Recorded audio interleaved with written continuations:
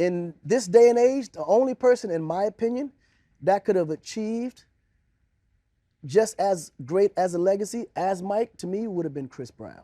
That's big, But Con. Chris is like he got bloods around him. He got little gangbangers around him. Right. He don't have the guidance. Right. He's smart, but he's smart according to what this generation smart attracts. Right. Over the years, singer and rapper Chris Brown has been associated with the Bloods gang, specifically subsets like the Fruittown Piru, though the nature of his affiliation has been a topic of debate. While he is not considered a fully initiated gang member, he has publicly displayed ties to the group, including references in his lyrics, social media posts, and hand signs. Brown has also been seen associating with known Bloods members and has reportedly given back to their communities, which some interpret as fostering goodwill rather than active involvement. But with his alleged involvement with the gang, Akon recently revealed that he believes that is what stopped Breezy from becoming the next Michael Jackson. During a past appearance on Shannon Sharpe's Club Shay Shay podcast, the Senegalese crooner gave his reasoning behind his take. In this day and age, the only person, in my opinion, that could have achieved just as great of a legacy as Michael Jackson would have been Chris Brown, Akon told Sharpe. I just believe that Chris Brown wasn't surrounded by the circle of creative people that Mike was surrounded by. Because Chris got the talent, he just needed direction. The 51-year-old continued, adding, "So imagine if Chris had Mike's team. Just imagine that. But Chris, he got Bloods around him. He got little gangbangers around him. He don't have the guidance. He's smart, but he's smart in what this generation attracts." While the Locked Up creator feels Brown could still make good on that promise and has the opportunity to be the greatest entertainer of all, Sharpe thinks that door has closed for good. It's too late now. The former NFL star said of Brown's prospects of selling 100 million albums, which is slim to none at this point in time. However, Sharpe points out that CB is doing well for himself regardless of those missed opportunities, noting his massive streaming numbers and bankability. The singer has been rumored to be affiliated with the Bloods gang for years. In 2016, the rapper lashed out at entertainers claiming to be members of gangs in a post on social media. That same year, Brown was hit with a lawsuit by Suge Knight following a shooting at One Oak in LA, with the rap mogul claiming the Breezy rapper's affiliation with gangs led to the incident. However, the Grammy winner has denied his affiliation with gangs on several occasions, including during an interview with Sway Calloway on MTV. "When you're in LA and you're around people, you meet everybody," Brown said at the time. "You meet Crips, you meet Bloods, especially in this industry that I'm in. I'm not in the country world. I'm not in the all-the-way pop world. You're in hip-hop. So hip-hop and R&B, all of that kind of meshes together, especially when you're in these events or in these places where everybody can be there. I'm cordial at the end of the day. It's never no disrespect, but it's cordial." The singer has voiced his admiration for Michael Jackson on several occasions and credited the King of Pop for influencing his own artistry. He has also shied away from the notion that he's a better performer or artist than MJ, calling those claims cap. "I stay the hell up out of it. I kind of back off it," he says, his name being mentioned alongside Jackson's. "My personal take on it is I wouldn't even be breathing or even being able to sing a song if that man didn't exist. So I don't know if they look at it as the Jordan Kobe thing, but I can't even look at it. He's light years ahead. There is no competing with him. Hell no. I got shrines of this man hanging up in my house. Hell nah, I ain't better than Michael Jackson." Breezy has experienced a number of controversies and legal issues throughout his career. While the domestic violence incident in 2009 involving then-girlfriend Rihanna remains the most infamous of Brown's legal troubles, he has been charged with a number of accusations over the years. In July 2024, the singer's legal issues continued with multiple new assault allegations. 4 concertgoers alleged that Breezy and members of his entourage assaulted them backstage after a show. The men filed a lawsuit against them and Live Nation for $50 million.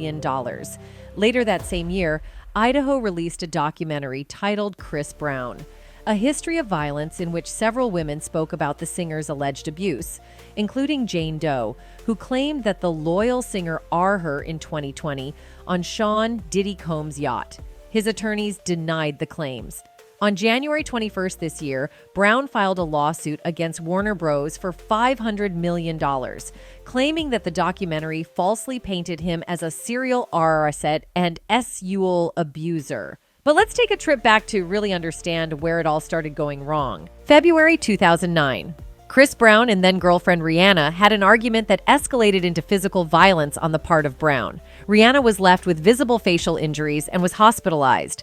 Brown was subsequently charged with felony assault and making criminal threats on March 5, 2009. He pleaded guilty to a felony on June 22nd of that year and accepted a plea deal of community labor, 5 years probation, and domestic violence counseling. After completing the year-long domestic violence course in 2010, Reuters reported that the singer wrote on X in a since-deleted post, "I have enough self-respect and decency to be proud of accomplishing this DV class. Boys run from their mistakes. Men learn from them." The following year, in June 2010, Breezy was planning a short tour in the UK and Ireland, but was subsequently denied a visa to the UK over the assault on Rihanna. The UK Home Office said in a statement, as reported by the BBC, "We reserve the right to refuse entry to the UK to anyone guilty of a serious criminal offence.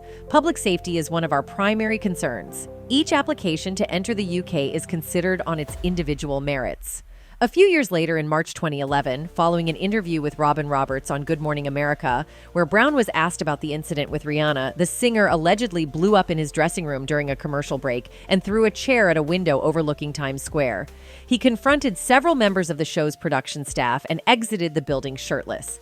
A year later, in June 2012, 8 people were injured in a brawl in a New York City nightclub involving Chris Brown, Drake, NBA star Tony Parker, and various members of the trio's entourage. The singer later made a diss record about Drake, a remix of Chief Keef's I Don't Like, and his attorney claimed that Drake was the instigator of the brawl, though the pair later appeared together in a comedic skit at the 2014 ESPY Awards, suggesting they made up. 7 years after the incident, Breezy and Drizzy parodied the brawl as a dance battle in the 2019 music video for Brown's song No Guidance, featuring Drake. In November 2012, as reported by Billboard, CB attended a Halloween party dressed as a terrorist.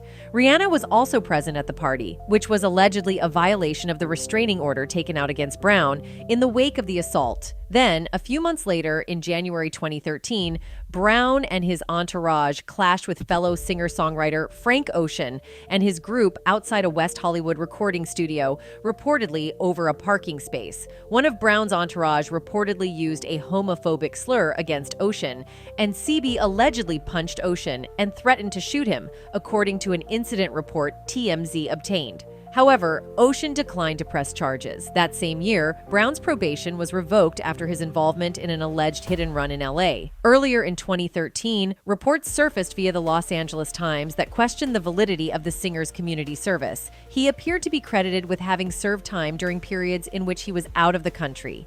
The hit-and-run charges were eventually dropped, but Brown was required to serve an additional 1,000 hours of community service. In October that same year, CB was charged with felony assault in Washington, D.C., when he and his bodyguard, Christopher Hollisey, were involved in a physical altercation with 2 men outside of the Washington hotel, according to police spokeswoman Gwendolyn Crump.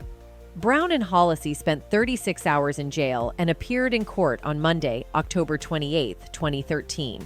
According to CNN, the charges against the singer and his bodyguard were reduced to simple assault misdemeanors, and the 2 were released without bail. Brown was brought back to California to appear in court in LA and was ordered to stay at least 100 yards away from the man he was accused of assaulting in D.C. A month later, Brown voluntarily entered a rehab facility, only to be kicked out for violent behavior on November 14, 2013, according to the Los Angeles Times. The singer reportedly smashed his mother's car window with a rock during a family session, per his probation officer. 6 days later, Brown was sentenced to 3 months at a Live-In anger management rehab facility. At the start of the following year, Brown was diagnosed with bipolar disorder and post-traumatic stress disorder by doctors while in rehab.